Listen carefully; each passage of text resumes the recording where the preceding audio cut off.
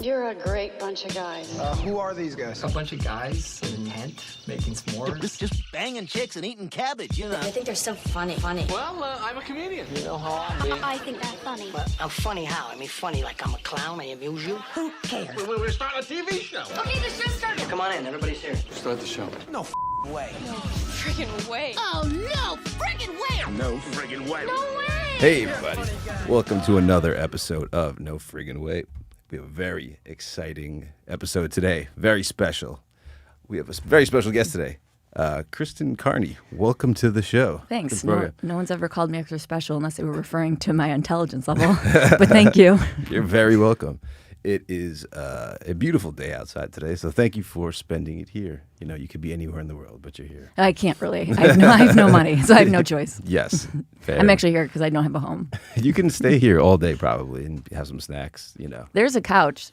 They wouldn't even know. You put the blanket over your head. Yeah. It's like, I don't know. Yeah. It's part of the couch. Yeah. The smell won't give it away. Yeah. Do you are you a fan of the winter? Are you somebody that I don't want to say depressed, but I'm not. In the winter, I'm like off. It's not, you stay inside, you don't see people. It's Yeah, I mean, I think I'm always off. yeah, I get that too. Rain or shine, but in the winter, I think probably a little bit more. When I was growing up, no, I was used to it, but I lived in LA for 10 years, so I got used to no winter. Where did you grow up? Upstate. Oh, cool. Way upstate. That's where I was living for 10 years.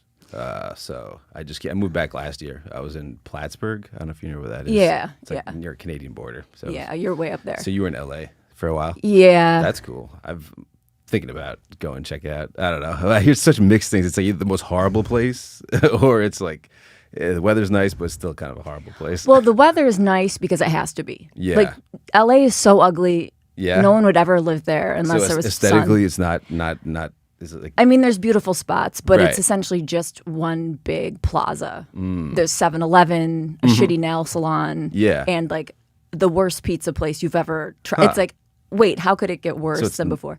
So it's just kind of like okay, and then the people are kind of just Yeah.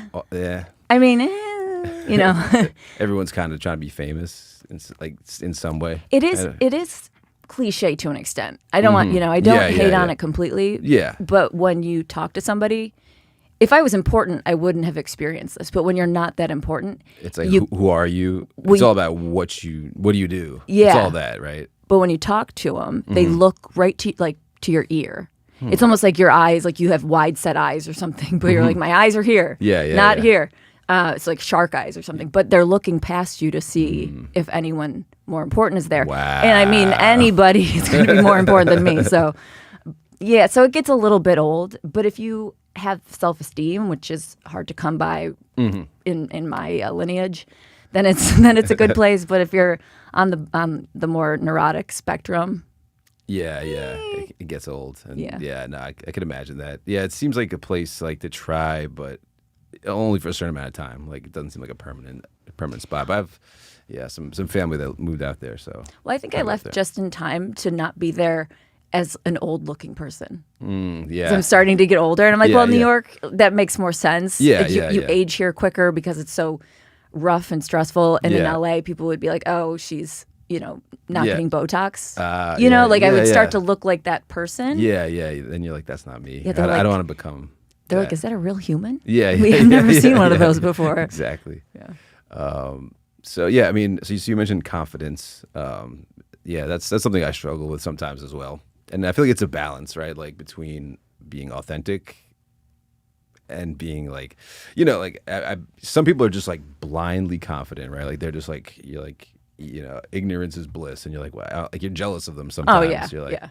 but they're just like, oh, I'm the happiest person, or I'm the coolest person. Right. And they've Yeah, really how- nothing to be proud of. Not or- really. Like, But I it's don't like know. good for them.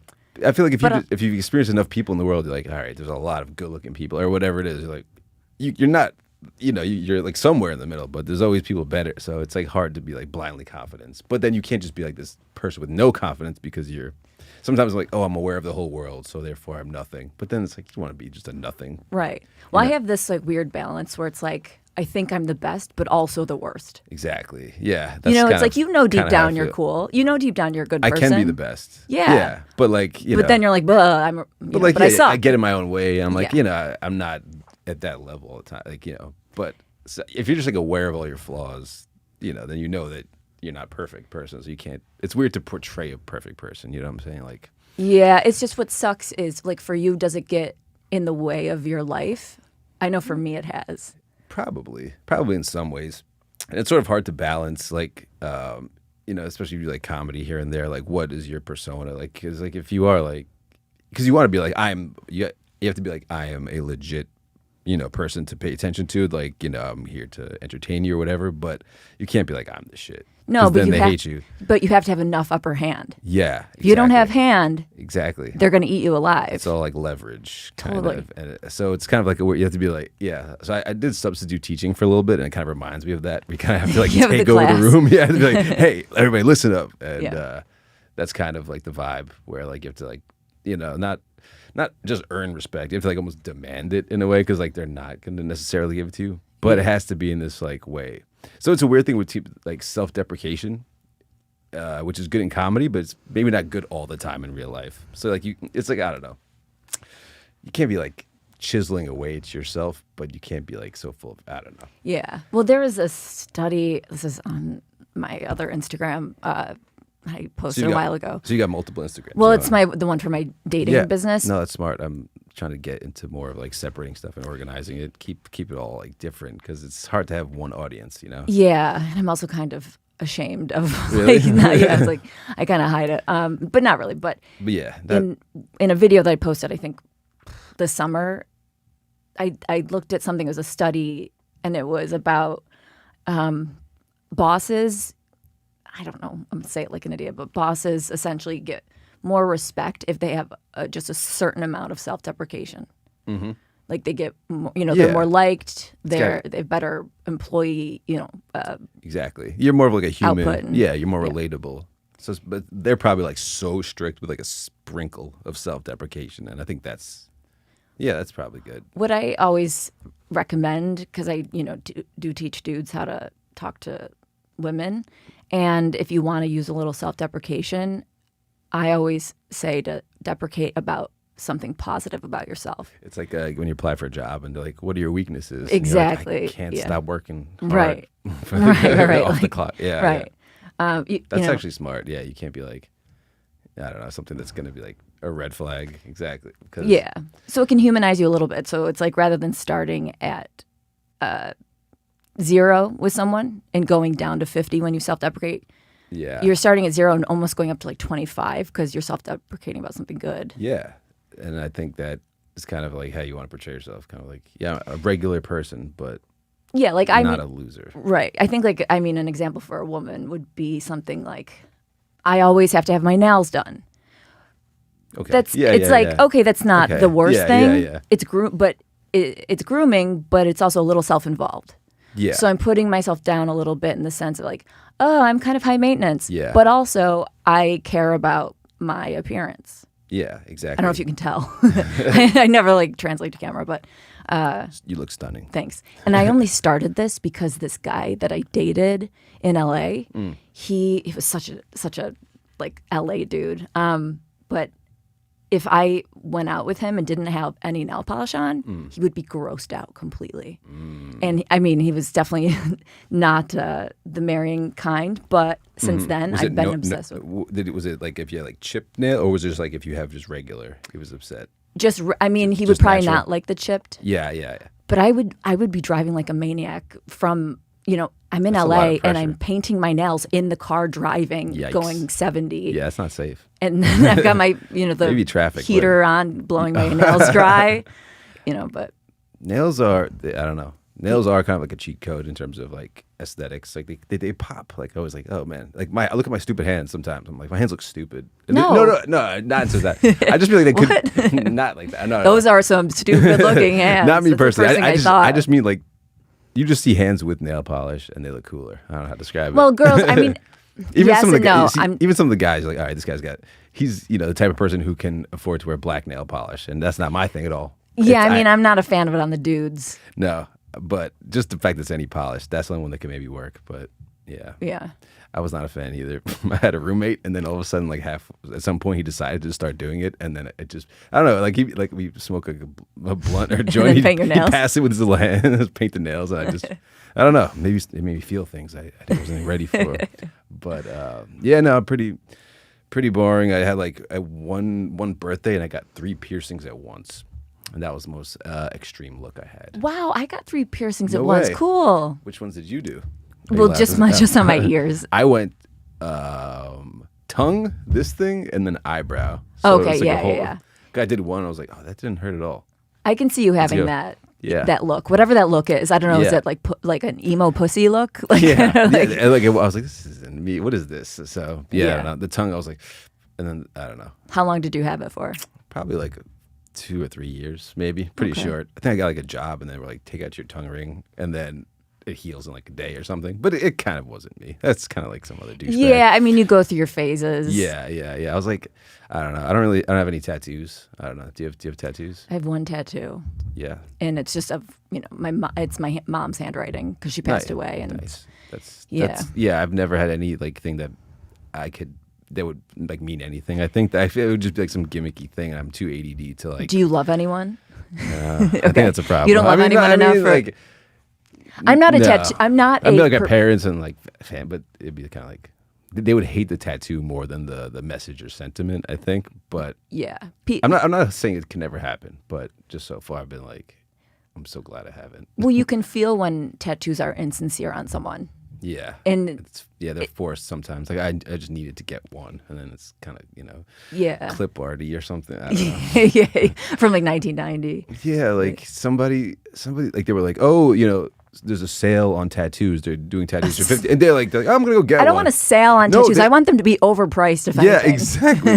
That's what I think. Like if I think like plastic surgery and tattoos. Like you Yeah. should maybe not skimp out. Yeah, I'm It's all like- about full price or Yeah. getting ripped off, I don't want so I can feel confident a about what's going on. discount tattoo that's like, like I don't know. Sometimes I buy like clothes that are like discount or on sale or something, but then you're like, oh, I don't like wearing these because something is wrong with it, or like I'm trying to think what. Well, you can get away with discount Sometimes. clothes more easily, Yeah. and they're not permanently stuck on your body. Like a Yeah, tattoo. like you find out why. Like, yeah, exactly. Like I think I almost got like an Austin Powers tattoo on my ass once. That was God. that was like high school. Or I was like, oh god. So I would have regret that, So I'm glad I didn't. Yeah. But maybe I'm probably just a pussy too. No. I think it's cool to not have tattoos if you're not a tattoo person. I'm not. I like tattoos on the right people if you can tell they're genuine. Yeah. I don't feel like I'm a genuine tattoo person, but the tattoo I got Is genuine. is genuine, but I actually get comfort from it when I look down and I see my mom's handwriting and Yeah. it says I love her so. Yeah. And That's it's beautiful. very delicate. It's like, I mean, you can see it. It's like, it's really small. Oh yeah. It's just like a, Yeah. super that's- delicate. Like it's cute. not trashy enough. Yeah. Or trashy. And my mom was not a tattoo person Mm-hmm. for her entire life, but toward the end of her life, she was like, I wish I got a tattoo. Really? Yeah. I would get an Wow. anchor if I got a tattoo. Wow. And so my sister, my mom, and I talked about maybe getting an anchor tattoo together. But so I know that she would semi-approve. Yeah. At least. It's nice to have like just kind of like a feeling that you have like a part of it on you. And then Yeah. it's kind of like a reminder. That's Yeah. nice. That's definitely nice. It's not some just random thing. But what can happen is I can turn into you with Mr. like I'm emo with all the piercings, because certain days I'm like, I want to get this tattoo and this tattoo, like nothing breaks like a heart, and like Yeah. all these emotional like emo Yes. and ones that I would. That's what I might do too. Just something like inspire. Like you say a motivational quote day. You're like all these motivational quotes. I should put them on me. Well, I want my brokenness sometimes to be on me and just let Yeah. people feel my pain or see my pain. There you go. And then I wake up and I'm like, what a fucking dweeb I am. Grow up. But That's interesting though, in terms of this concept of being upfront, sort of about you, or kind of like who you are, what you're feeling, or just kind of like in general in terms of dating, how like a lot of people portray themselves as like something else. And I feel like that's, I don't know if you agree or disagree. I feel like it's a weird kind of bar to have where like, we're all perfect and it's all like a fake, almost fake. I'm not saying it's like catfishing, but certain people, they're all like, it's all about angles and everything, and I don't know. Well, guys may have like cars that aren't theirs or something. The car things are so cheesy when you see a car. When you see a car in a picture, yeah, it's immediately like a guy who would have worn Ed Hardy when Ed Hardy was in fashion. Did. Yeah, he had Von Dutch. Or yes. something. Oh yeah. God. But that's what I'm saying. Ugh, God, like all those fads that I don't know. I was like a Guido in high school. Like I had like the you hair. were? I had like the hair up a little bit. Wow. I was like the Jersey Shore, like Pauly D kind of hair. Oh wow. Yeah. I grew up in like Astoria. It was like a lot of like Italian. Well, I see your gold chain. Yes, yeah, that's a little bit of it. Yeah, it's like, what's this white guy doing wearing a gold chain? Yeah, no, there's no Jesus piece on the end of it. But yeah, no, there is for me. Just I need to get. Yeah, I'm loud and proud. Yeah, no, that's a nice one. I was out to dinner with my ex-boyfriend's friend and his wife, and she's very much not like a religious person, and I won't get into it, but she looked at my cross and she said, and she was very nice. Yeah. She was really cool. I mean, I would trade places with her like any day. But she said, do you wear that because you believe or because you like the way it looks? Mm-hmm. And I was like, no, I actually believe. Yeah. And the shock on her face. Yeah. It was like I told her that, you know. You believe in alien or something. Something else. Yeah. That I've been to, I don't know, Mars or something. I'm not good at those kind of on the fly creative things. But she was shocked. And so my ex-boyfriend was like, I wish you were wearing a bigger fucking cross. Just because I think there's, I think it's more punk rock right now to actually like have faith and all that kind of stuff. And I'm not doing it because it's punk rock. I'm doing it because my mom died and she was religious and I definitely want to see her. And I'm spiritual. It sounds so lame. I'm like, I should move back to LA because I'm spiritual now. No, it's good to be spiritual versus what? Just like a godless world? Yeah, just like an empty vessel walking around. Yeah. I mean, how can you... With randomness? Come on. I can't live with that world. It's like, just, cranes collapse on people and that could be you. And it's pointless. Like, that's just like a dumb way to live. Or not dumb, but it's just kind of like, you're missing something. There's like a lack of a purpose or something there. So I can get really weird and really into this. We can go into I don't tail back into this. Okay. But yeah, basically, I think that the actual just the church itself is getting kind of weird rap. It's kind of like the actual like in terms of the rules and stuff and how like certain people can't be whatever priests. Women can't.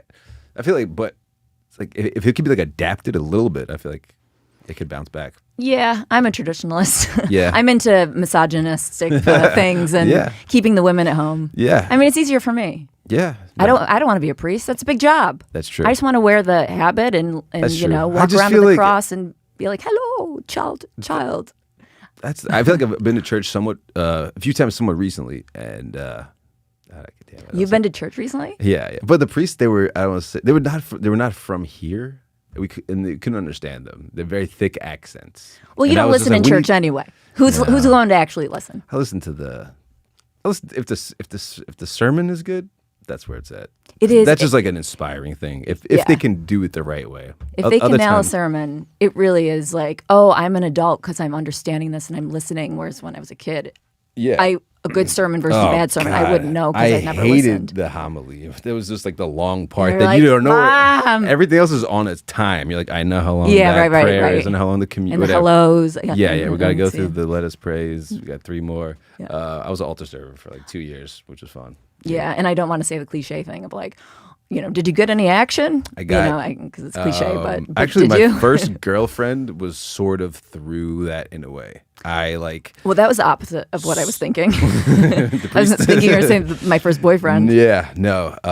But there was a priest that like he got in trouble, but not at something at our school. Like he worked at somewhere else, but one day he was gone. Yeah, I mean it's fucked up. Yeah, it is. Yeah, it was even though it was like probably 5%, it's still like a crazy amount, and it's just stained the entire reputation. Yeah, it And it's also has. just super fucked up. It has, yeah. I went to a Catholic high school for a year, and we had a guy there. I don't know if guy is the right term, but he was a Monsignor, which I don't even really know what a Monsignor is.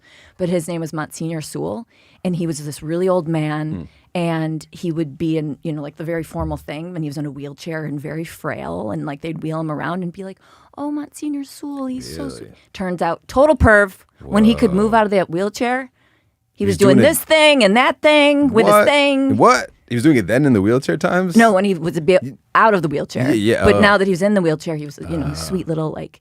But that came out years later. Wow. So Rope him off the stairs. or Yeah, something. yeah. But the thing is, and I won't go too far into this, but like, man messed up Jesus's message, Yeah. not Jesus. So, Yeah. I never, I understand. I'm not unreasonable with that stuff. Like, it's like, obviously that's incredibly fucked up. But the majority of people are incredibly nice, lovely people. Yeah. And the bad eggs should be punished, etc. But, I don't want it. I don't like how people stain Jesus's name with their cum. Yeah. I just exactly. stained his name by saying that. No, yeah, you're right. I think that's maybe kind of what I was trying to say about like the revamp. Maybe not the other people, but yeah, just kind of like a refresh in a way. Kind of like, can we, put that was in the past, and then just kind of like, focus on just all the positive stuff that can uplift people. And everything. Yeah. I know. It's yeah. I could go on and on. But yeah, no, I like what you said about like how it's kind of punk rock or whatever. Even the tattoos, I think like having, Yeah, to not have a tattoo is more punk to rock. have survived is sort of, Yeah. I mean, I made it 37 years without a tattoo, and that was cool. Yeah, you've survived like not falling into the trends. And then fad. I did it. But then you had actual, it wasn't just like, oh, this is what people are doing. No, it was like, I needed this. I needed to see it. And that's why you should do it. It shouldn't be like, oh, I'm going to get attention or something like that. Yeah. All right, let's go to the next topic. Okay, in terms of dating nowadays, do you think that they are other, red flags, right? Are there too many red flags? Are people looking for red flags too much? Is it kind of like an over-analysis in the early stages? Can you tell? Or is this like a great time because now like we're aware of so many behaviors and whatnot? Or I think it's split. Like you said, with being aware, social media makes it all more available, that knowledge more available to know what red flags to look for and all of that. But then it also creates trends. Like the word narcissist is overused. Yes. However, there are tons of legitimate cases of narcissistic abuse, and it goes either way, man or woman. But I think, so I work with men on a daily basis. just It's my job. specifically men only? Yeah. Okay. It's funny because like people are like, how can you be a dating coach when you're single? I'm like, because I suck with dudes in terms of hitting on them. I don't know what they want. I'm like a weird, awkward girl, but I know what women want. Yeah. And so I can tell the dude what the woman's looking for, and I'm very successful at it. But there's the majority of men that I work with, I'm getting a biased view, perhaps, of what's going on. True. Because those men generally can't get women, and they're coming to me for help, so they will overlook all the red flags just to get a chick. I mean, the woman could be blinged out. She could have a sign on me on her that says like, looking for a sugar daddy, and they'll be like, oh no, she's a sweet girl. She's a nice, so they just don't know. Yeah, so I think it's kind of the pendulum goes pretty far on both ends. Yeah. I know for me, I can get swept up into things and not notice red flags because I want things to work. Yeah. And I'm human, but I've learned my lesson. So now I'm really on the lookout, where I'm almost going to be like hyper vigilant. Yeah. Well, now you know, so you know what to look out for specifically. Yeah. Was there anything specific you want to talk about? Or anything? Any red flags in terms of? Like love bombing. Yes. I mean, if someone comes on, if they're in love with you within 2 weeks. In love. Run. Let me ask you, difference between infatuation phase and love bombing. Is it literally is it saying I love you, or just kind of like, I just, think you're like amazing right now? I think if the word "I love you" is used, That's a red flag. you can't really. I mean, 0.00001% of the population will actually be deeply, deeply in love within within one glance of each other. Yeah. You can feel that deep infatuation. Yeah. But I think people don't know the difference themselves. Yeah. So that's why I think the guys sometimes are probably unknowingly love bombing, and then there's probably some that are manipulating. Yeah, but some can use it as a pure manipulation tool, and then some do it unknowingly, but they both can have similar results in terms of what happens to the relationship.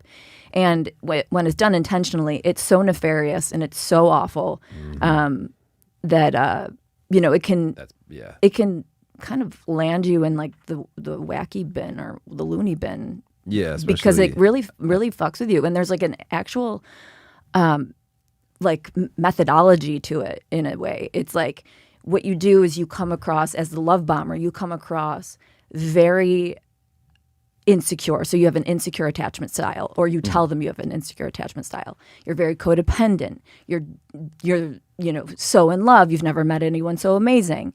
And so what happens is the other person becomes very comfortable and safe in that love. They trust that this person is very much in love with them. Yeah. So it's like going home knowing there'll be food in your cupboards, and one day you go home and all of a sudden there's no food in the cupboards, and it's like, oh shit, I'm going to starve to death. So then you're hungry, and so it turns the tables, because then the other person starts to become insecure and the codependent, because they're going, wait a second, what did I do wrong? Why don't they love me the way they did when we first met? It's almost like contagious or something. Yeah. Like if you flip it on then they become the needy person. It's exactly what happens. And then the person keeps going back to it. There's a name for it, but it's like sitting at a slot machine.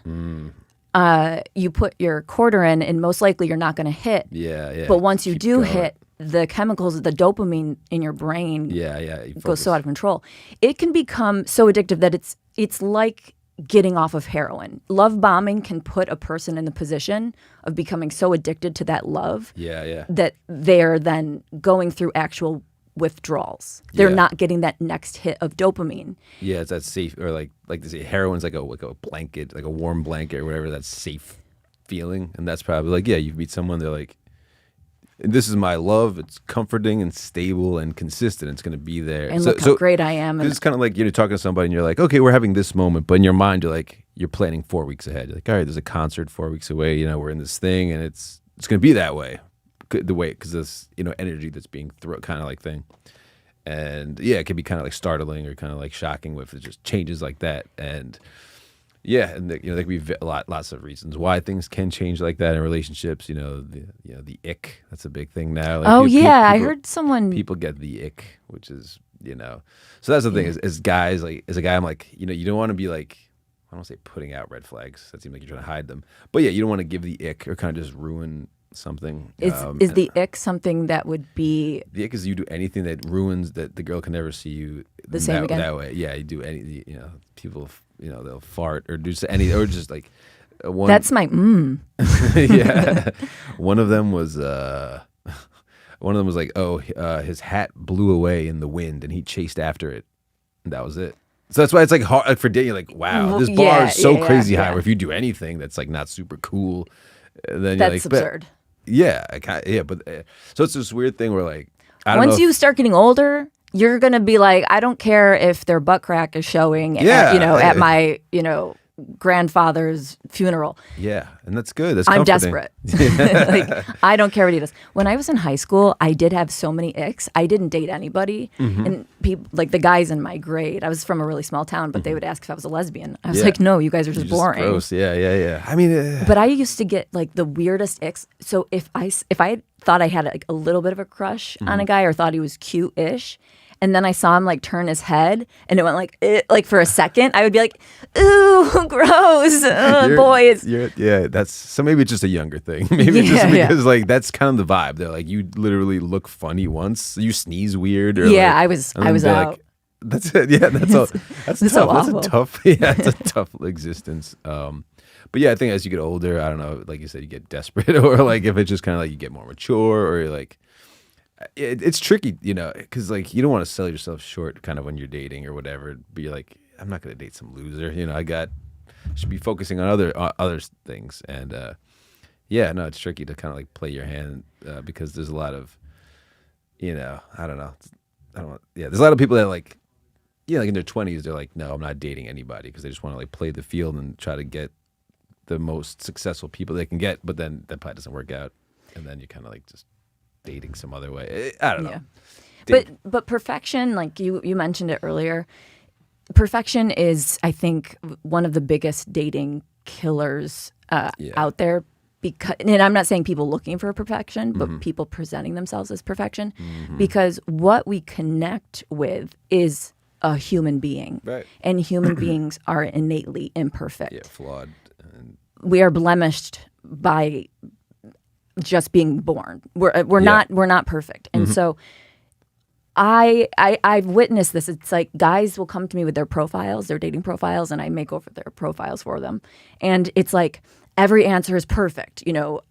What makes a relationship great? It's like honesty and communication. And then the next answer is like, what's your dream vacation?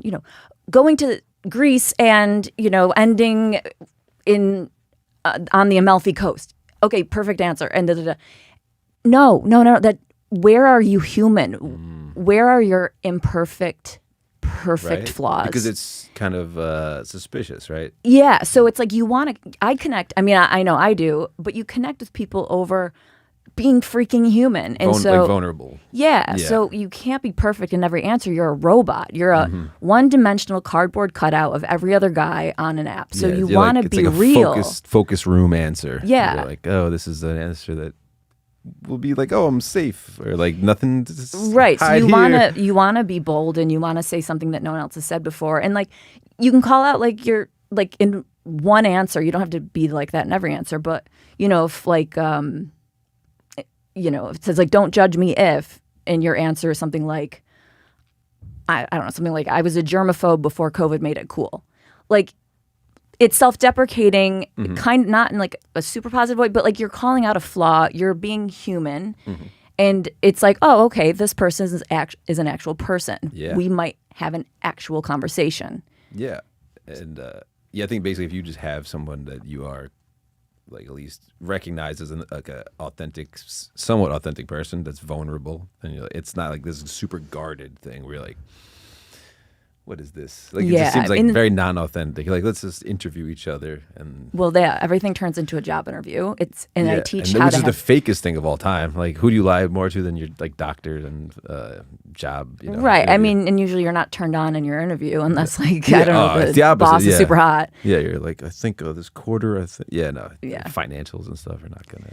Yeah, but the same thing goes with photos. Like it's like you want to look perfectly imperfect. If you hire a photographer and every shot is like the right angle and all that stuff, you don't want to have unflattering photos, but you don't want to have photos that make you look like you're trying hard to have perfect photos. So it's trying hard to look like you're not trying hard, essentially. Yeah, that's all life is. It's like this, if you want success, like you can't want it, or like you try to fall in love, you can't. Right. The more you force something, the more it goes away from you. In a sense, I mean, no, if we're talking about like, the law of attraction. You said like force, and some people might think, oh, you're doing like the work to maybe increase your likelihood of it, but it's kind of like you gotta just do things, I think, for the right reasons a lot of times, and just not like, oh, I'm doing this to appear like a charitable person or whatever it is. Right. If it's like something knows the truth. It's like you save a cat in the picture and then throw it into the woods once you're done with the picture. Yeah, and like just I don't know if it's like saying God or there's like a force. There's like something that's judging or like keeping things in. Like, okay, they threw that cat away, and then I don't know if it's karma or something like similar like that. Like something bad will happen, hopefully. Oh yeah. Like it'll come back around or something. Yeah. You hope. Gets mauled by 14 cats. Yeah, exactly. I would have nightmares if I did that. Like murderers, I'm always blown away when people murder. They must not believe in ghosts. Because if I murdered you, I'd be like, shit, he is going to be up in my grill all day, every day, throwing plates, forks, knives, maybe. Like, I just don't understand how people just murder and then they're like, I'm cool. Dude, like, I don't know. That person's following you and cursing you every second of every day.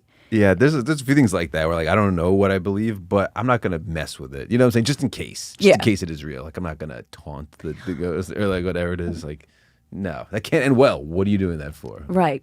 I have this thing called the just in case theory. Yes. For religion. Okay. It's like why not believe just in case? That's kind of like Because if you're wrong, you're not going to go anywhere worse. Exactly. And then maybe you end up better, in the better spot because you were like, just in case. Like I always call my dad, he's a just in case Catholic. Yeah, that's kind of how I feel too, a little bit. Or just kinda yeah. Yeah, like, were you not gonna just in case? Right. So yeah, no, I haven't. I don't think I've been to church this year, but there's still time. Well, you have a church glow. Thank you. That means you've got a facial, like a gross one. Here I am shitting on the church, and I'm saying like, oh, look at my cross. Do you go to church every week? I try to go every week, yeah. And if I don't go, I feel bad about it. It's nice. Where do you go around here? I live in Williamsburg, and there's a church right behind my building. It's convenient. Yeah, it's an amazing church. It's very Italian. Nice. So half the mass is done in Italian. Yeah. And I'm in Williamsburg. I'm like, it's just a place of all hipsters. All of a sudden, there's the Sopranos are there. There's guys in tracksuits. I'm like, this is incredible. That's cool. Yeah. I like to go to church with murderers.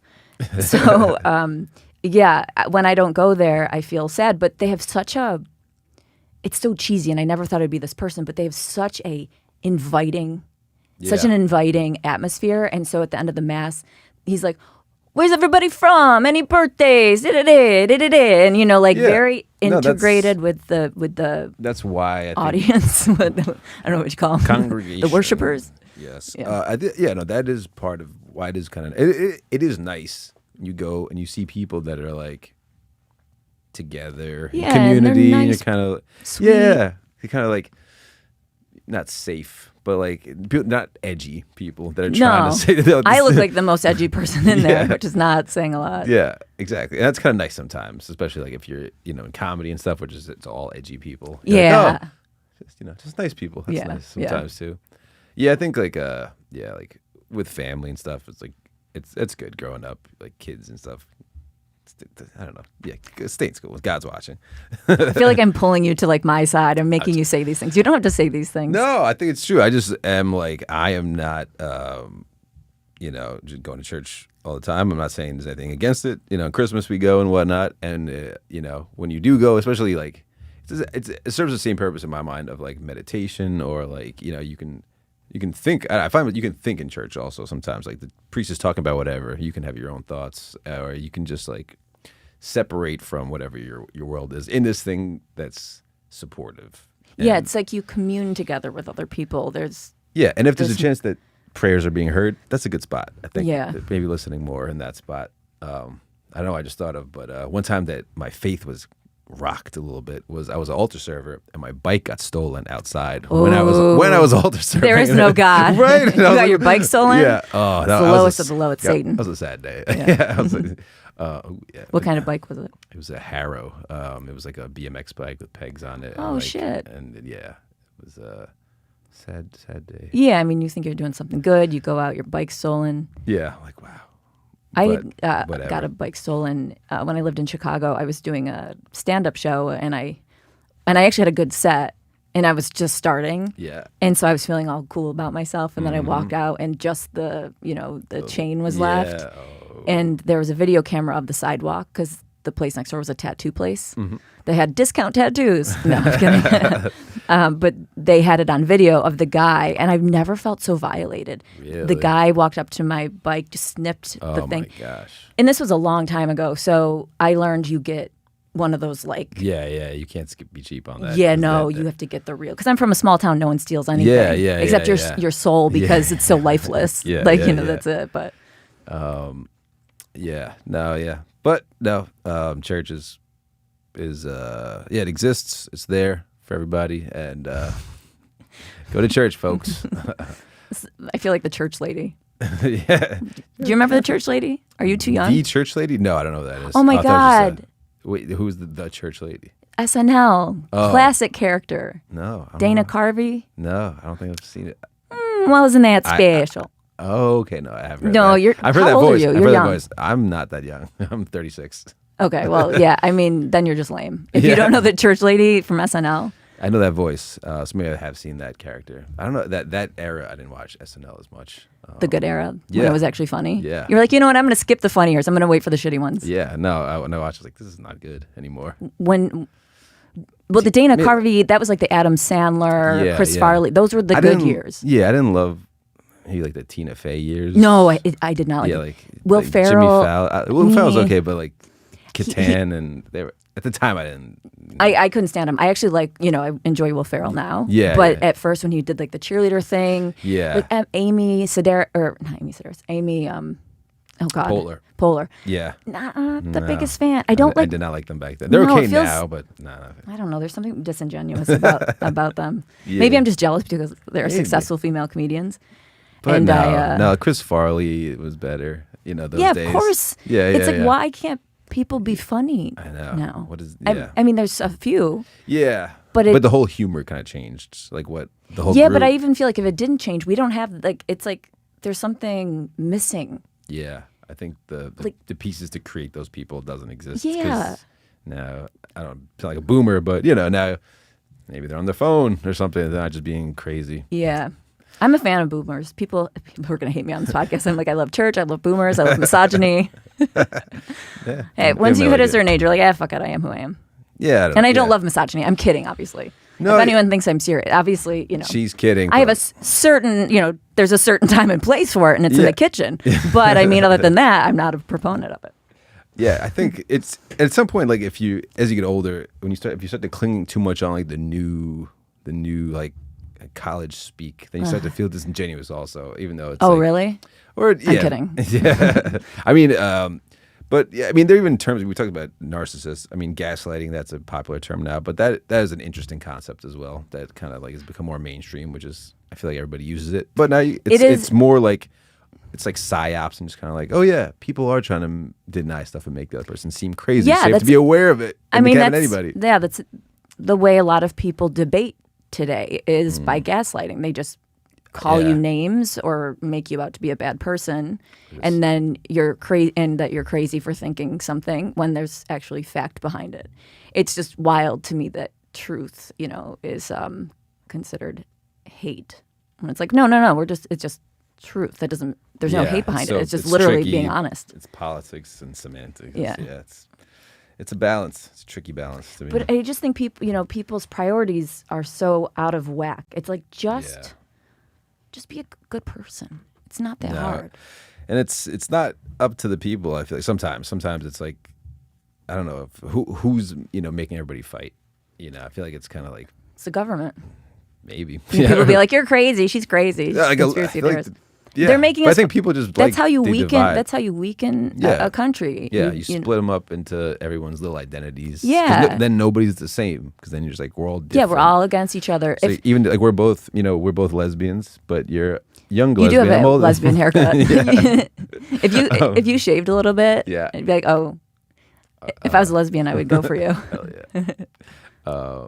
But yeah, it's like if everyone's different, then we can't. Then we're just gonna fight, and then like you don't understand me, Right. Because I went through something different than you. Right. And if you That's- really if you awaken to, I don't know, I sound like such a freak. I've gone to like healing events and shit. Like I've totally Really? What are gone what off are the those- deep end with what- this spiritual shit. Okay, no, continue. But I've had to because I really kind of lost my mind when I lost my mom. Like I've not handled grief well. And my mom's been gone for 3 years, and I've been criticized for being in grief too long. Anyone, if you love I don't think deep, there's such if you thing. love deep, you're gonna hurt deep. Yeah. If you love deeply, you'll hurt deeply. And it was such a shock. I didn't know it was coming, and I became addicted to near-death experience stories to cope. So I've never had like an addictive personality, but I developed this severe like anxiety disorder, and the only thing that would calm me down would be listening to these stories of people who had clinically died and come back and told their story of what they saw. And I still to this day, like I go to sleep listening to one. I mean, I've seen over 1,000, well over 1,000 easily. I'm obsessed with the topic, but it starts to kind of mess with your brain a little bit. But in this journey to try to get through grief, I'll never beat grief, Right. but to get to a place where I can live with my grief, I've really had to go to these like spiritual places. And this one healing retreat, I was given a ticket by the guy running it. It was totally random. I commented on his Instagram about narcissism, actually, and I disagreed with what he said. Normally, I don't comment with like a disagreement, because I'm not an asshole. I just see it and I just keep moving. But in this case, I was like, I don't know. I got to say something. And so he replied saying, I agree with you. I kind of misspoke a bit or left some things out. And I'd like to invite you to this retreat that I'm having. DM me for details or whatever. So it was like $1,000 ticket they gave me for free. Oh, okay. It was in Austin, and I have a friend there, and I wasn't gonna go. I was like, it's gonna be culty and weird. And I mean, I'm getting a little bit weird, but not that weird. Yeah. But my friend was like, you have to go. You have to go. You have no, So I went, and it was so healing. Really? It was insane. Wow. It was the amount of shit you released with all these other people. If I was looking at it on camera, I would go, oh my God, these freaks. Really? Like they're like cult, like gonna drink the Kool-Aid people. But when you're actually doing it, it was so like freeing. We did this like breathwork stuff, which is wild. Like it sounds just like breathing, but like it's not. Wim Hof or something like that? Yes. Or just, It's like somatic breathing. Yeah, kind of like tricks your body into like fight feeling or flight high or something. Well, yeah. Like you literally get high. Yeah. And so you have like revelations and all this kind Just of stuff. From the breathing. From the breathing. So we would do 7 minutes, pause for 30 seconds, 7 minutes, pause for 30 seconds, and 7 more minutes. That's a lot of breathing changes that affect, the blood supply and the air supply in your body. Yeah. And there's something about it that emotions start coming out and you start kind of solving problems in your head or really getting in touch with what's deep so underneath. It activates your brain Yeah, in some way, just I by guess. breathing this pattern. That's Yeah, fascinating. Yeah. Wild. I just heard breath work and I just thought, we'll be taking a deep inhale and then exhale. Yeah, it's like, and then just sit there and I'll be really bored. But instead I was like, holy shit. I felt like my hands felt like they were so tingly. They were so tingly. It felt like electricity was pouring out of them. Whoa. And so I was laying there and I just was like, it felt like electricity was coming in, and I felt like I was being turned into a superhero where they were like putting all of this power into me through my fingers. Yeah. And I was like, this is... Whoa. And through my feet. So it was like, it was wild. So do you think, was it the connection with other people, or was just, do you think, doing this breathing exercise? I think probably it's just doing the breathing exercise, but I couldn't really do it alone. So the other people influenced me, and I heard them kind of releasing, and then it opened me up to be more at ease with releasing as well. But yeah, because I was a little bit like, this is weird. Like this is very odd, I'm just imagining like a bunch of people crying in a room. That's what it was. Time, that's what it was. Different reasons. That's what it was. That's what it was. There was like 500 people. Oh, wow. I was about to ask you how many. Was it like 30? 500? Yeah, I mean, it was a massive space. Okay, all right. So I was like, was it a scam at first? This is like a big thing. It was a big, Interesting. I mean, the guy, he's been criticized, and he, rightly so, like, he is a little bit of like a mini cult leader, but he's also really good at what he does. Yeah. Incredibly good at what he does. So I think he serves a purpose for people, whether or not he's in it because he makes millions and millions of dollars. Yeah. But this was something that I've been into well before I went to the retreat, but we talked about oneness. And like, we're all one. We're all like fingers from the same hand. I try to imagine that a lot. Yeah. Like it's in and out. Yeah. And so anyone trying to divide us is just that's the opposite of love. It's the opposite of where we came from and in what I believe. And so, the identity politics and all that shit, I'm super anti because we're one unit. We could be. I mean, no, like, No, but we actually are. We are. I are. thought you meant America, but yeah, I think. Yeah. But we're just taught to see differences, and then somebody's teaching it, or like, I don't know if it's other countries that want to like destroy America or something, but there's something behind that where like you just can't be proud of anything. But I mean, there's like the normal, evolution of man taught us to see patterns. There are, you recognize differences, and that's how we kind of stayed safe and were in tribes, et cetera, like, throughout history. But we're evolved enough to where we can start training ourselves to overlook that instinctive behavior to group ourselves. Yeah, exactly. I think we've just come, as a society, it's very different now than it was even 20 years ago. And now it's just like everyone's kind of even connected in some way, how we know more about what's going on. And there's like, yeah, it's less of like, this group is there. And Did you know you were going to get into all this shit when you asked me to come on the show?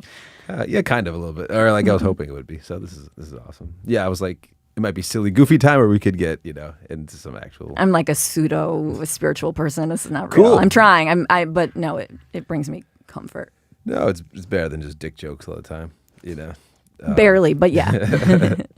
All right, so we talked about self-esteem and self-confidence. Did we talk about self-confidence? I feel like a micro. Oh yeah, we did it. We talked about being too confident or something. Yeah. And building up self-esteem. I guess. And I asked if it inhibited you in your life. I think maybe self-confidence could sometime, or self-esteem. Like if it was more confidence, I feel like that would be, you just own a room. Yeah. But again, that's kind of like delusional if you're just like, well, I don't know everything.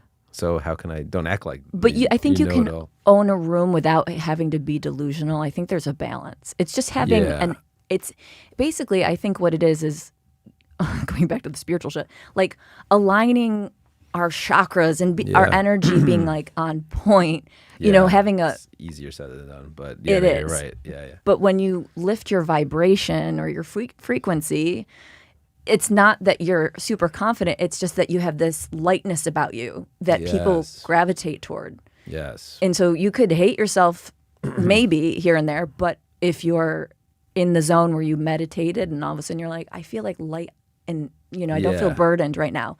You'll have a different energy when you walk into the room. Yeah. And something I'm trying to work on in terms, I think it just has to do with a lot of stuff. Maybe getting enough sleep or just like whatever you need to feel. If you feel like, okay, something's off, or like if you feel less than, like if you feel like you're not enough in any way, then if you're thinking about that, feel like, oh, I'm tired today or whatever, or like they're gonna find out I'm, tired or whatever. Like, I don't know. That's the first thing I told you when I saw you. Yeah. And I was like, yeah, I slept weird last night, but yeah, it shouldn't be just be like, okay, what's the things that are wrong? Do you mean like imposter syndrome, or people find? I mean, I've not allowed myself to do so many things because I think this is wrong with me. I'm not cool enough. These people won't like me. I'm not likable. I'm not smart enough. I'm not good enough. I mean, I've been fighting it my entire life. It's like a daily battle, and I lose most days. Yeah, I think it's a little bit of that. Definitely like certain levels of imposter syndrome. But it's also just kind of like, I find that like there's different groups and whatnot, and just like you have to be just a certain way with different places and groups, and it's kind of tricky to balance all that and manage it versus just being like one thing all That's the why time. I have no friends. Yeah, it's tricky. It's just like to be in a group. It seems not always. I like there's certain groups and stuff that I'm a fan of, but generally I find them to be really fake, and you have to be fake to be part of it. And I really connect with authenticity. And so I'll connect with like one person from a group and then one person from another group and another.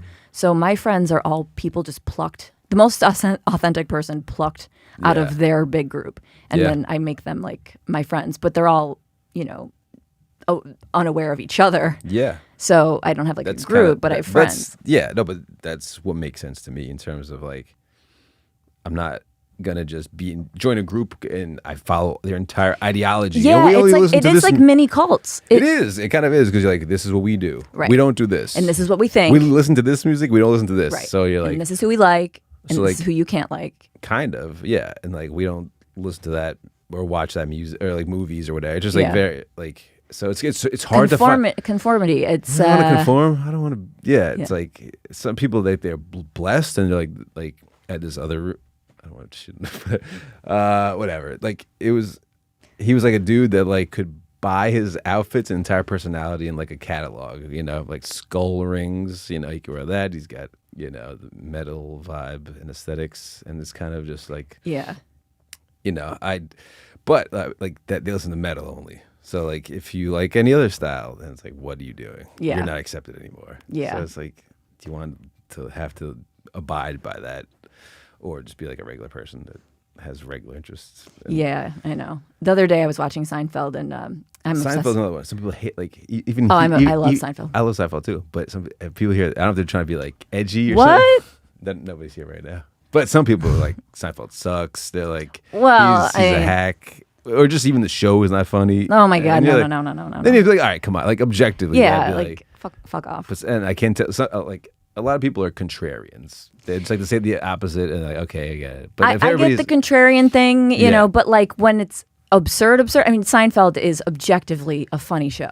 I would say that in terms of like writing and characters and stuff like that, But Because sometimes I'll be a contrarian. Like like there's a movie. we all are, yeah. But if everyone's a contrarian, then it's kind of like a weird. Yeah, vibe. yeah. What are we doing here? But We're what's just funny is lying. like people will think they're contrarian, but then it just makes them a conformist because Yeah, they're so many people- contrarian altogether, and then they're all the same. That's how it was upstate because like everybody in town, all the women had like neon hair at one point. And it was just like, oh, this is not standing out anymore. It's like Right. everyone's the same now. Right. It's You're all so different that now you're the same. Yeah.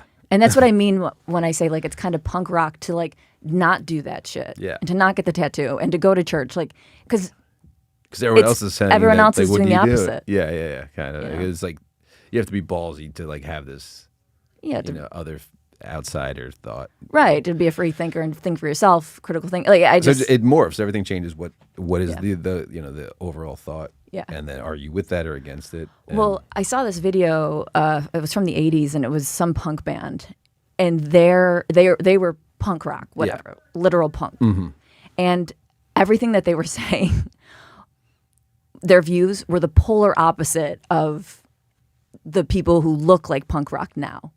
Polar opposite. Not I don't know. Big pharma, like avoiding big pharma, avoiding the government. Not trusting the government, all that kind of stuff, and not giving the government power. Blah blah blah. It's completely swapped.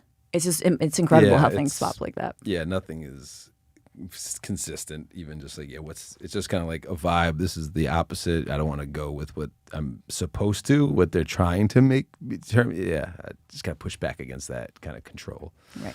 And in terms of control, do you think relationships are about control? I think some of them definitely. Do you think, like, should it be? Should the other partner be like trying to make sure that the other person doesn't leave in some way? But no. Mental tricks or No. Okay, No, that's it a good baseline to have. All right. Yeah, it should all be free will. Like you're together. You're not like a dog behind a fence, and the fence is locked shut, and that's the reason you're in the relationship.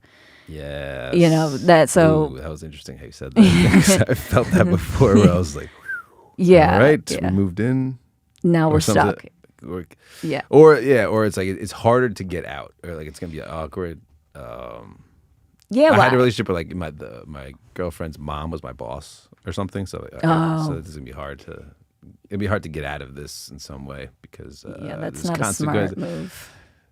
Yeah, I've learned that. that- I got the job because I was dating, so it happened afterwards. So I was like, "Oh, this is great." Oh, There's okay. perks from and then Right. And I was like, "Okay, you got to pay a little consequence for taking this like cheat code to get a job." Like, all right, now it could be awkward. How did you get out of that? It was just break up, and then I worked there for like 2 more months after, and then transferred. And I thought you were going to say murder. No murder. No,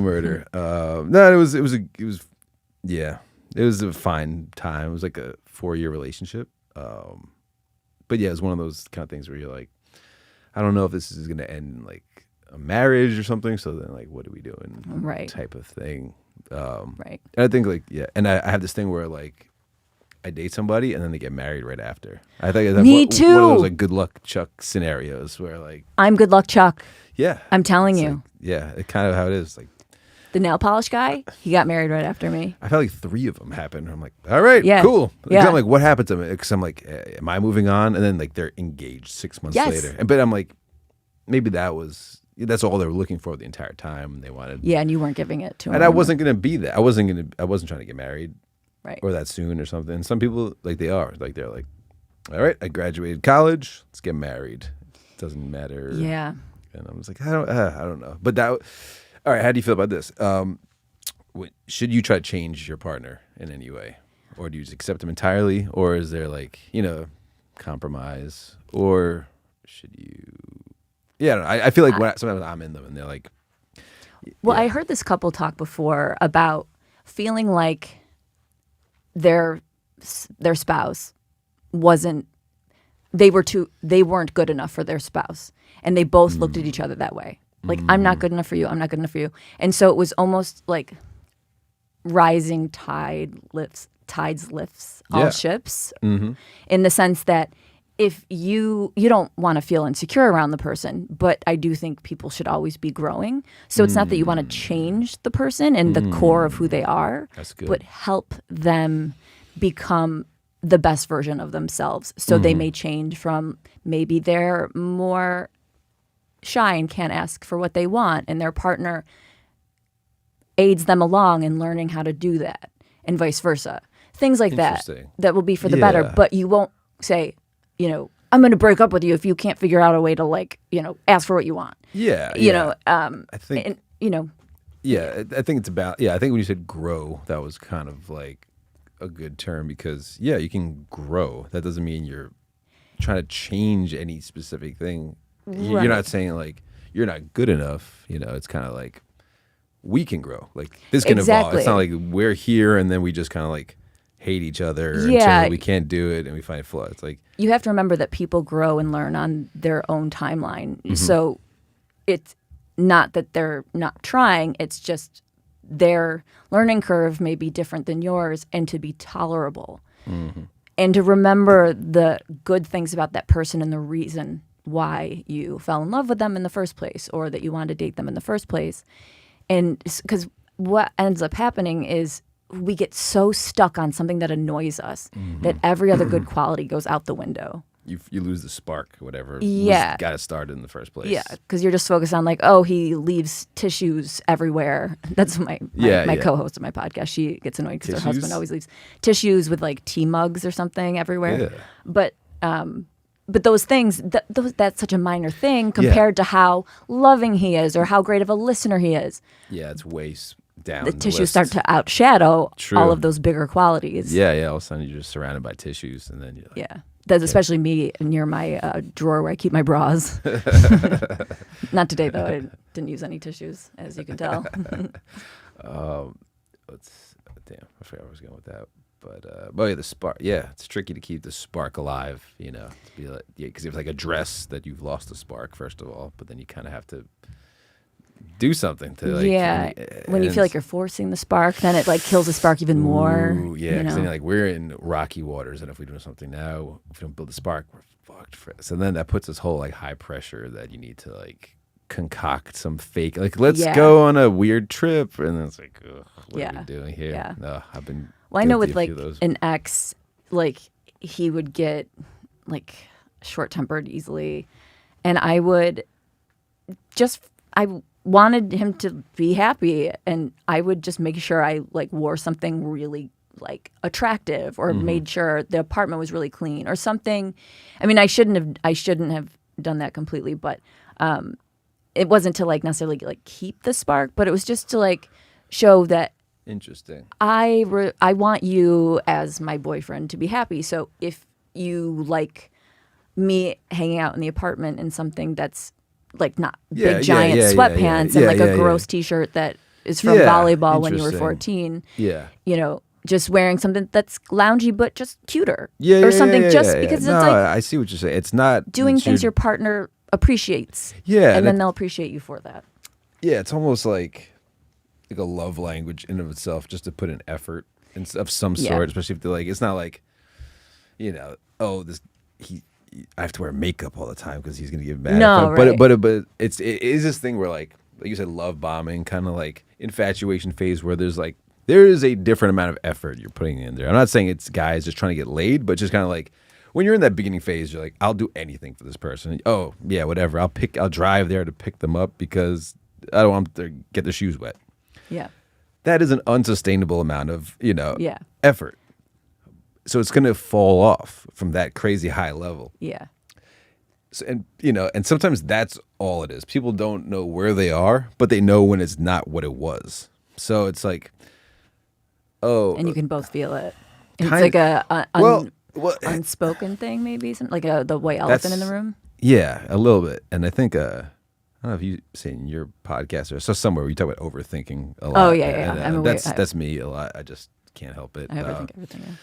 Yeah. So, and I think that's maybe an issue in society today a little bit, or just kind of like over analyzing in terms of like, like people stalk each other, like like look at everybody's followers before they even go on a date and make all these sorts of judgments. And like, I don't know what I even fucking follow. I could have the dumbest accounts, but anyway, but yeah, overthinking.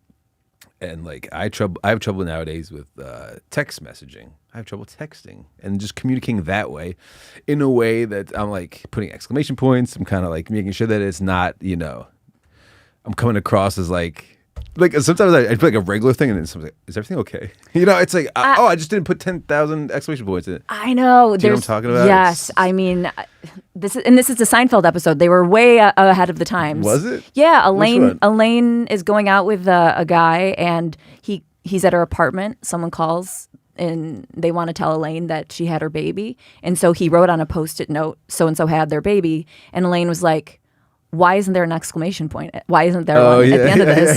This is when you would use one. And so they get in a fight. He's like, there's an exclamation point behind this sentence and this sentence. And then I remember that one. Yeah. He's not excited enough for the baby. And that's what it is. It's kind of like, if you don't put enough effort into the response back, even if it's just like facts, but there's, look at it, it's all connected. Maybe. I just feel like every relationship is in the balance. Every text message, our relationship is in the balance. Whether we're friends anymore, that's how it feels sometimes. Based off of exclamation points. There are certain people, like my best friends, generally are the ones that I don't have to use exclamation points. Yeah, with. that's my dad. I just is like blank, just no emotions. Oh yeah, just like facts. Thank you. You're not mad at me. I know you're telling me what it is. Yeah, my dad texts as if they had iPhones in the Ice Age. He just writes like if I write like "Love you, Dad," he'll just write "Love." And like he goes on a bike ride every morning and he sends me a text every morning because I want to make sure he's safe and he's off on bike. Yeah, exactly. And then he's like home. Yeah, exactly. I'll be like, is there any leftovers? I'll be like, fridge. Yep. Yeah, literally, it's like one word. And I would take that without some like me looking into stuff and be like, yeah, that tone you can't tell. Yeah, but like in emails, it's like I don't have to be. We need to come together as a culture. This is the real issue. This is what the presidents need to do. Like, right. Hey, everybody, we're not doing that anymore. We're not doing the exclamation points in emails. No, we're not. Maybe if there's a birthday, a birth. Yeah, I can't because if I put like.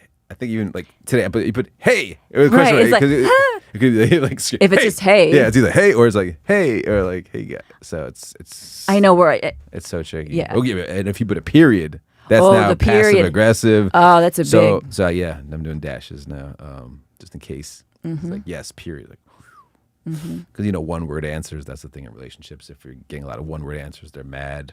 Right. I should just say right. I was like, oh shit, I think she's mad. But the letter K, people get mad at K. People think K means you're mad. I use K super casually. So when I say K, I'm being like K. Like it's not like no. I think OK sounds more aggressive than K. Oh yeah, you're right. And I think so. Then I'm like, okay, I can't put one K. Do I put two Ks? Two Ks, and then we're getting close to the KKK. Then I'm like, that's too girly. Now I got to put three. It's like, wait a minute. Right.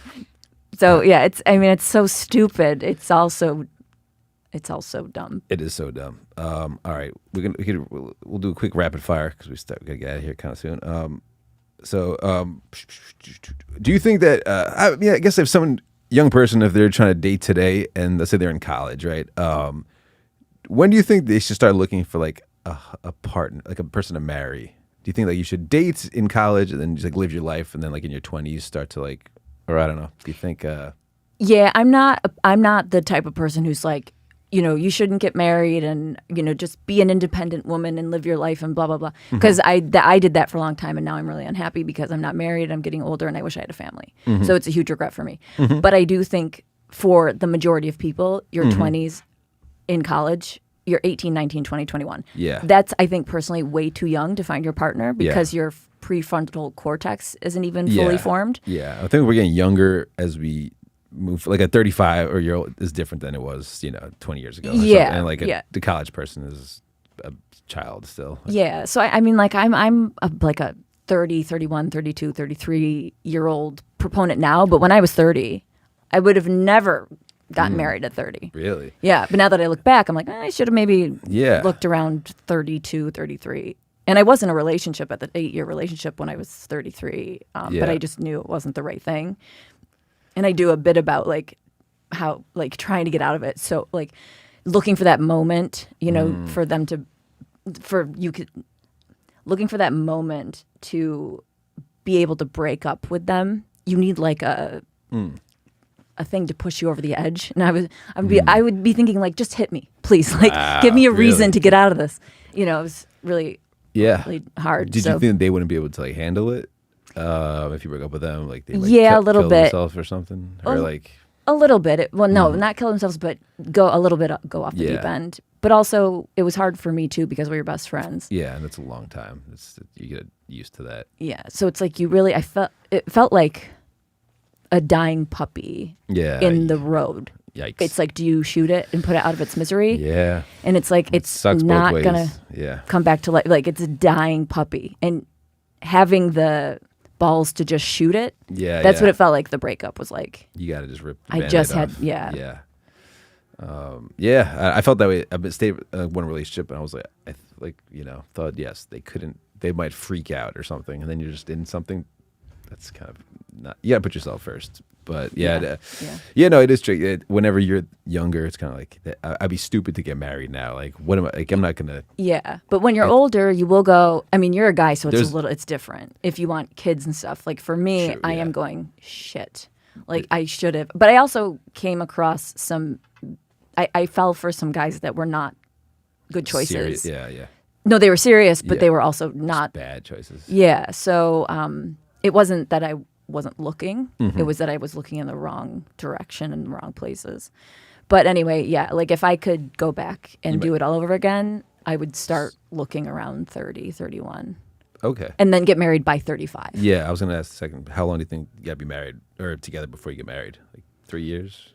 I think it just depends on if you guys know each other well enough. Like, I think a year, Yeah.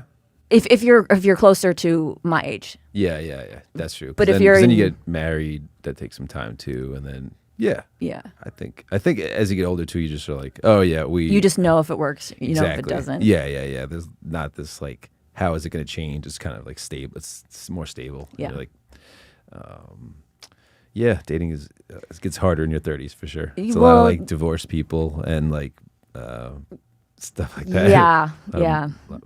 I went through a breakup 8 months ago, and I feel like I can't be attracted to anybody since. Like I can't. There's no. It's like a weird. I'm in this zone where I think I should eventually like talk to somebody because, I'm almost like asexual right now, and and that's not who I am. It's just I think an emotional response to the breakup. Yeah. So anyway. I think that really sucks. Yeah, I mean, no, it doesn't. Because it's eating up valuable time. Oh, you're saying I see what you're saying. Yeah. Like I don't have time to not have a sex drive. Like I need to like. That starts getting your head too, when you're just like, okay, well, you start like timelining things. Like, well, if I meet someone today, then like we can, Yeah, but I don't have any hope that I will. So I'm like. Well, that part might have to change, where like you feel like. Because that's the whole, if you believe that it's not. It's because your mind looks for that. If you look for like look for the red when you walk outside, you can see red everywhere. But if you won't see red if you don't look for it. Yeah. So, but I don't even find anyone interesting enough to care if there's red. That's my problem. Are you assuming like they're like, all right, this person's gonna be a fucking dullard, and then because you might be right, because people are pretty boring. Well, so my ex, like my standards for the beginning of our relationship. My standards have gone so high because it was such an incredible beginning to the relationship that if I don't have feelings that intense for somebody, it's hard to even jump in. Yeah. Like... And that was like everything I was looking for. And then obviously like it disintegrated. But so I'm just like, well, I'll never find that again. So it means I'll never find anyone that I actually really am into, because that's what I was into. No one else is like that. And there's no one else on the planet that I'll connect with It's a really I mean, bad it's a feeling. self-defeating type of mentality. If It is, if you but it believe feels it, real. It feels so true, and this is why I'm like, I need to start talking to somebody No, because it's going to become very unhealthy. Yeah, I mean, I kind of believe, in some aspects of that, or just kind of like, you attract kind of like not what you deserve, but like, that's crazy. For all the abuse victims out there. no, that's not what I was trying to say at all. What I meant was like, if you're like attracts like.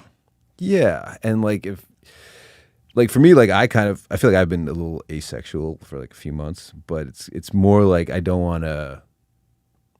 I feel like I just didn't have my shit in a place where like I don't even want to just get into some other person is now in my head where I have like no mental space already. Where I'm like, I just wouldn't even. I didn't put myself even open for it. But I probably should be open for anything. But in my mind, I'm not like actively like.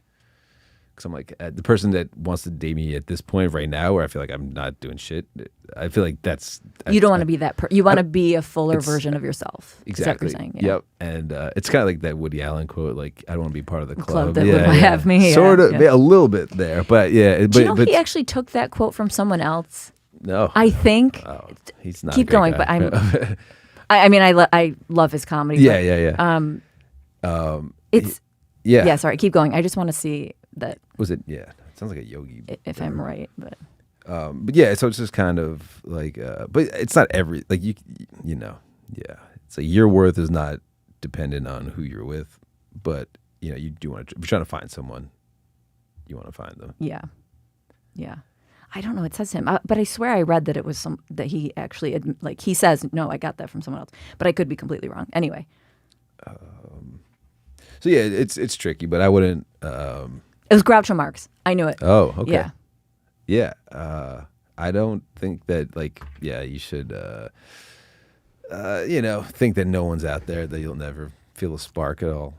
It's a really, really it's bad hard feeling. because stuff does suck and people are boring and yeah, cliche everyone just seems and like not a original. cardboard cutout of and I'm so bored by everybody, and I've dated all different types, and then and I know my type is very specific. I don't connect with people very easily. I may have autism. I don't have autism, but I've never felt like I belonged anywhere, and I've always looked for home. I've always, my entire journey on this planet has been looking for home. I've never fit in with kids. I never fit in with, groups.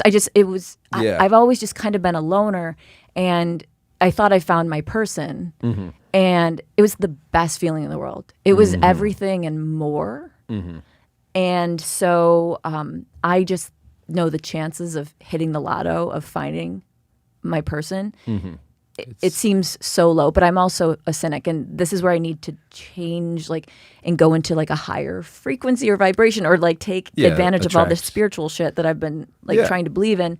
And I will, if I put the right things out there, that person will come to me. But it's well, it took me a really long time to find that person. What are the chances that I'm going to find another one within the next year or two? Well, it took you this, amount Not of time. high. Well, it took you this amount of time to become the person you are, to have to, attract, these types of things. Yeah, I haven't become much of a person. but whatever. Yeah, I'll take it. So I think you've kind of become this person now, and then you can still attract that, and that person. Yeah, they're around in the universe, and I don't know. We talk about frequency and vibrations. Yeah, I'm trying to be better about that. Not worried about low level stuff, and just kind of be on this high level where you're not worried about. Yeah. If it is kind of anytime you try to make people like you, no, it doesn't work. Yeah. So you got just to have to you got to create them. How do you create yourself into a magnet somehow of positivity? I'll just tape an actual magnet down my back. How do you feel about virtual reality dating? Do you think that's the future? Do you think... I really hope I'm dead before all of this takes over. And if it takes over in 2 weeks, I'm fine being dead in 2 weeks. All right, I'll visit you. Where? At my grave? Or you coming upstairs with me? Yeah. I'll visit your grave. Okay. Flowers. All right, I'll make sure to haunt you.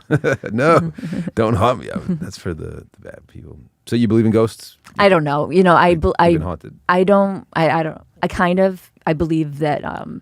I believe that our spirit is separate, and I think the veil between the two worlds is very thin. I don't know about people getting stuck here in hauntings and stuff.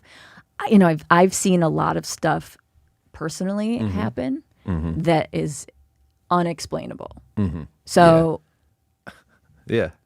Yeah, that's true. When that stuff happens, you're like, you see it with your own eyes. I mean, your eyes can trick you, but I mean, there's some shit where you're like, no, that's Yeah. wild. yeah. And the chances of that happening are so low that There's a lot of weird I have to stuff. believe that I believe in signs. So I believe that my mom sends me signs. So like some crazy stuff happened after my mom passed away. Doesn't happen as often, and it's been 3 years, but at the beginning it was like, I'm telling you, genuinely wild. Where it started to actually freak me out.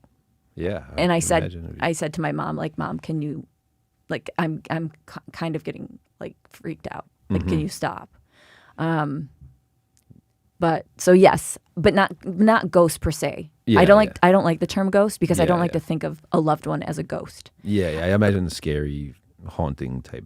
But It's yeah, very yeah. Not versus- cartoony. yeah, It's yeah. cartoony, and like I actually went through this thing where I'm like, I don't like Halloween. We're mocking dead people. Yeah. I mean, I don't take things that seriously, but I realized it once I lost my mom. I was like, wait a second, like you're hanging up stuff that's like Yeah. represents the dead in a cartoonized way. Well, we're all going to be dead at some point, so we're all going to be that. We're all going to be the stuff that we're hanging up, the skeletons and whatever. Yeah.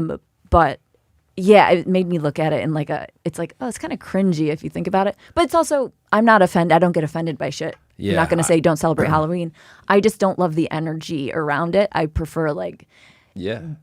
Dia de los Muertos, like where Yeah. they actually are honoring the dead. Yeah, no, Halloween is almost. I never even think about that it's Hallows Eve, and it's actually about spirits and souls. Yeah. It's Yeah, I it's like never- some girl can show her ass and That's like what it mock is. the Yeah. state that my mom is in. I don't know. No, It's just yeah, those are different things entirely. Yeah, I never think about it that way. Yeah, I don't know if I think about ghosts that much, but there's some weird like synchronicity things that I notice where I don't know what Very that's into about. synchronicities.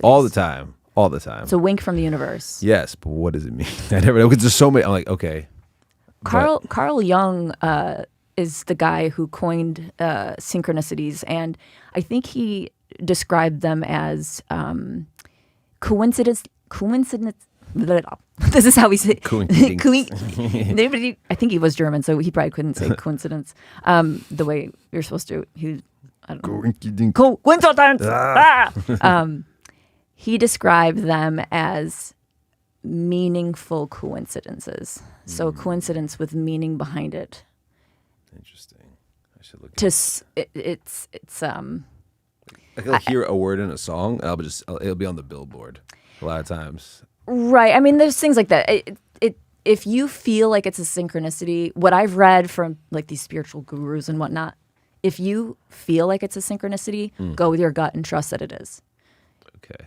Like I've had some crazy ones. Yeah. Like I actually, and I actually don't like to get into them because then I start to go, oh well, maybe someone's not going to believe it, and then it will make Yeah, me no, go, keep I'm that. not going to Keep- believe it. yeah, So I keep kind of it. keep them close, but I feel like I know pretty You know, much. Of course, I'll doubt a little bit, but I'm like, no, that was pretty weird that happened. Like, what are the Yeah. chances of? I have those. I'm like, it's definitely weird. And what are the chances? But I have no concept of what it could be. It's just kind of like It's just, supposed to be It telling reminds me you- just like, oh, this universe is this other universe. That's how that's at least what it's like. Oh, okay. This guy Wayne Dyer said that synchronicities are a wink from the universe, basically saying that you're on the right track. Okay. All right. That's good. Yeah. I'll take that. That's positive. People are going to think I'm a total whack job if they listen to this. But I really am. I mean, I'm just like this. I really am. I am a whack job. No, it's like this is what kind of gets me through existing on this earth is believing in more. Yeah. I think that, I mean, yeah, this earth is not a boring place. It's not like a simple, I mean, there's a lot of like, yeah, like super regular low vibrational stuff that you Right. get caught up with. Right. And then, But it's not like we're just not everything is physical. Like there's radio waves going through the air. We can't see those, but Yeah. they exist.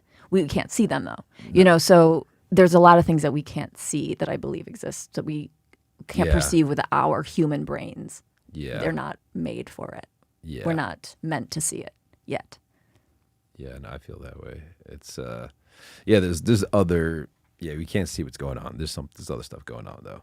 And Yeah, I think the best thing is just if you just stay on your path, like the best way. It's like hopefully the signals are going to turn like in the right way and not like some weird, that's at least what I hope. And like you said, just in case, be a good person, I guess. Yeah. I don't feel like it can't really hurt. I think I'm going to like walk out of here and just like get hit by a car. And it's going to be like, just all that. Synchronicity. Yeah. It's like, you're in the right place at the right time. We wanted you dead. No, that's not going to happen. But please look both ways. I It's will. dangerous out there, all these bikes and stuff. I mean, they're flying all over the place. Yeah, I do think if I die prematurely, it's going to be because I got hit by a biker. And it will be my fault. But also they're going fast, but it will be my fault. Yeah, no, it won't be your fault, and it's not going to happen. And, So I'm trying to look like a cool city gal who's just like, I'm walking fast. you We got don't look around. Sunglasses on, you can't see. Yeah. Anything else you want to talk about? I feel like we've covered quite a lot. I mean, I could skip therapy this week and just do it with you. Yeah, I was gonna It saved me like I was gonna say $200. like, we can go anywhere, but it's like it doesn't have to be therapy. But no, I appreciate everything you shared, and you've said a bunch of interesting stuff that I will be thinking about for a while, and try to keep this stuff in mind. And so high vibration. I hope you remember the most that I said that you could I'm look like a lesbian. just gonna be like, why'd you say I look like a lesbian? No, you don't. I'm kidding. You don't. You totally don't. That's all I remember. Just think about myself. I think it's just good to be. It's good to be good. It's good to be good. It's because being bad, when it's bad, it sucks. So sometimes I'm like, this is boring right now. But then if I remember, it's like, oh yeah, my back kind of hurt last. It was way worse before. So it's just kind of like good to have an appreciation. And I think kind of like you, I'm kind of like, no, there's not no hope, but it's kind of like I tell myself I know, I'm like I definitely know. I've been here on this earth. Nothing's gonna happen. I know. But you don't know anything a lot of times. Like I have no idea what you're talking about right now. I thought it was vague enough to be no. I was politely nodding, but I really don't know what you're talking about. Sometimes you're like, like there's like a party or something. You're like, who's going to be in there. It's people you don't like. It's going to be stressful, blah, blah. Then you go there and it's nothing like that at all. So, yeah, preconceived notions. Try to stay away from those. It's tricky. Unless you're going to a modern art gallery. Then you're allowed to be like, ugh, really, do I have to go? This is garbage. Yeah. No, I think if you believe in your preconceived notions super hard, then your reality becomes that. Right, exactly. It will manifest. Maybe. I don't know, but it's maybe a little bit if you're like, I know no one's going to show up. If you know it, no one's going to show up. Right, I know. If you like a little bit like, well, no, I mean like you have to like not convince yourself to know it. Yeah. I've become obsessed with the spirituality, but also like all these like self-help people. And there's this Byron Katie who makes you really reposition your thoughts. Mm-hmm. And it's one of the things that she talks about is giving yourself the possibility that you could be wrong. Yeah. So, because I am dead set on there's nobody else out there for me. Yeah. And so my friend who's very into Byron Katie said, can you just give entertain yourself the grace that you could possibly be wrong? Just give a little. Just a crack. You Let could some just little light out. Little light little out. wrong. That little light, right? Might reach somebody. Right. That little crack. Right. That's But I mean, reframing those thoughts. Like, there's worksheets you can do that, like reposition. And it's like, who am I without this thought, and how is it protecting me, and all this shit. Like, but you do create the world around you really with your thoughts for the most part. It's not like I'm going to think about $1 million and then have $1 million. Obviously, there's action involved, but your thoughts are actions eventually. They turn into how you behave. And so that behavior will then manifest if you're not making a lot of money and you have thoughts like, oh, well, I can never make money, so I'm not going to even work hard. I'm not going to try. So then your thought then became the reality because of your behavior. Prophecy. Yeah. And I think just, like smaller level, just kind of like if I'm like, oh, nothing new or nothing exciting or nothing adventurous is going to happen. Right. If you just take that away and be like, oh, anything can happen. You're like something could change. Yeah, like that. like you never know. Like before you met your last girlfriend, you didn't know you were going to meet your last girlfriend. You didn't expect it, and honestly, so you never know when it's going to happen. Yeah, and that one happened. I was going to school. I was like not really having a great time then or whatever, but it was, or maybe the one before that. But it was just kind of doing my thing. I was just trying to be positive, and like I didn't think anything was going to happen, but just kind of like doing your own thing, and yeah, it's a possibility, and yeah, I think you have to just. At least I'm going to try to do that. I'll be like, anybody could be at this place I'm going to go to. Not the same people that suck. Right. Even though it's probably going to be them. Somebody it's I don't know. It's like tricks. It takes self-discipline. It's like a little bit of a trick, but it's also like you just can't be someone who thinks you know it all in that way. Also. Yeah. You can't predict the future. Yeah, I know because a lot of things change. Like positive things. Like they'd be like job opportunities, like just random, like, oh, can you work on this project? And those things just come up. Yeah. I don't know why or for what reason. Yeah. But I don't know. I think if you close it off, that's what's going to happen. If you're like, life is boring, life sucks. That's going to happen. Yeah, if you can tell yourself your thoughts are garbage. My best guy friend tells me that all the time. Tricky. You don't want to completely like devalue yourself, but yeah. But sometimes you need a friend to like tell you not to leave the house in leather pants. It's like that kind of thing. Like if I have a friend, he's my best guy friend, and I basically say, I've been saying to him on repeat, I'm gonna die alone. I'm gonna be this old cat lady, and he's like, your thoughts are garbage. And it's true. Those thoughts are garbage. Yeah. And so sometimes you need someone to kick you. Yeah, it's in like the ass. Your moldy thoughts in the fridge. I'll still think them. I'm like, well, I love garbage. I'll just get more garbage bags to put my shitty thoughts into and carry them all in my brain. But the reminders are helpful. So sometimes if you don't have someone to remind you, you've got to find a way to remind yourself. That's tricky because a lot of times you isolate yourself and then you don't want to listen to anybody anyway. And if they do tell you the thing, then you kind of like push them away. But yeah, it's good to have people around you that will kind of give you that. Have you ever heard of David Goggins? Yeah. I've been listening to him a little bit lately. He's my drill Push sergeant. Motherfucker, go, yeah. Don't be weak. Yeah. I listen to some of his like motivational videos, and sometimes you just need that. I start crying. I'm like, please stop yelling at me now. Yeah, that guy's a beast. And major beast. Goggins. Check out David Goggins, folks, if you have not checked out his book. Yeah, I'm sure he really needs our support. Yeah, I think he's doing okay.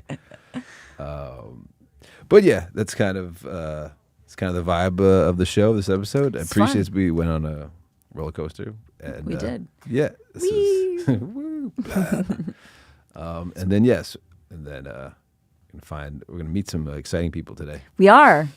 I think it's gonna happen. It's a beautiful day outside. I don't know. It is a beautiful day outside. I think if there's a time, it could be today. Yeah, it could be. It could be, and it will be. It won't not be. Mm-hmm. It could happen. Yeah. It's kind of like if you're in the position, if you're out, if you're in the position, maybe, you stand on the corner. That sounds sketchy. You stand on the corner. Already done that. And on that note, all right, thank you so much for coming. Thanks for having me. Definitely. And letting me tangent. Do you have anything to plug? If you guys want to follow me on Instagram, I'm at Chris Carn, KrisCarn.